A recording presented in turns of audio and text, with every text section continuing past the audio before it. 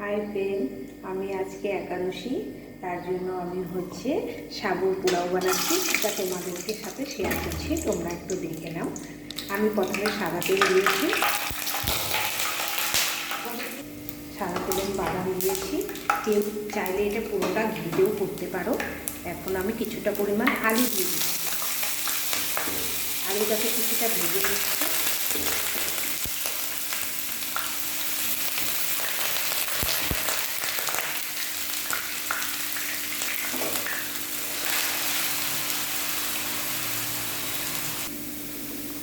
আলুগুলো একটু ভাজা হয়ে গেছে, আমি এখন একটু গাজরগুলো দিয়ে দিচ্ছি।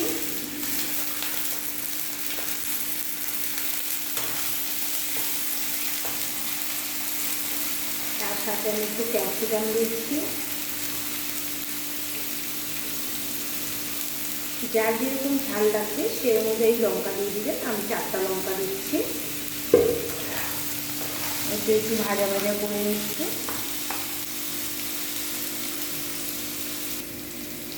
আমি এখন কিছুটা পরিমাণ কাজু, কিশমিশ, নারকেল সব দিয়ে দিচ্ছি, দিয়ে এটাকে ভেজে দিচ্ছি আর একটু। তারপরে আমি সাবুটা দিয়ে দিব। এটা একটু কিছুক্ষণ ভাজা করতে হবে। হ্যাঁ, ভাজাটা হয়ে গেছে। এখন আমি সাবুদানাটা দিয়ে দিচ্ছি। সবাই কিন্তু না একটু বড় দানার সাবুটা নেবে, তাহলে না করতে সুবিধা হবে। ছোটো দানাটা হচ্ছে হিসেবে আমি আধ ঘন্টার মতো সাবুটাকে জল দিয়ে ধুয়ে একটু ভিজিয়ে রেখে দিয়েছিলাম।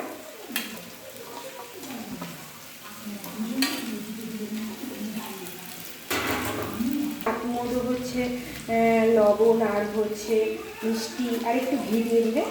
আমি আগেও বলেছি, কেউ চাইলে পুরোটাই ঘিতে করতে পারো, কিন্তু আমি পুরোটা ঘিয়ে করলাম না।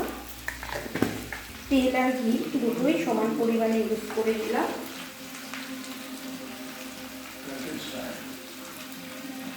সেটা যা যেরকম মনে হয় একটু করে দিলে। আশা করি খেতে খুব ভালোই হবে। অবশ্যই এই জিনিসটা আমি ফার্স্ট টাইম ট্রাই করেছি, খেয়ে তারপরে জানাবো সবাইকে কেমন হয়েছে।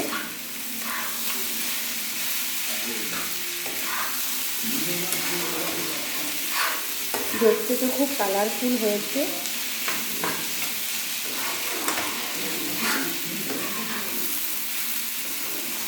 হয়ে গেছে, 5 মিনিট একটু রেখে দিব, তারপরে হয়ে যাবে। তোমরাও সবাই এইভাবে করে একটু ট্রাই করে খাবে, আর তোমরা সবাই বলবে কেমন হয়েছে।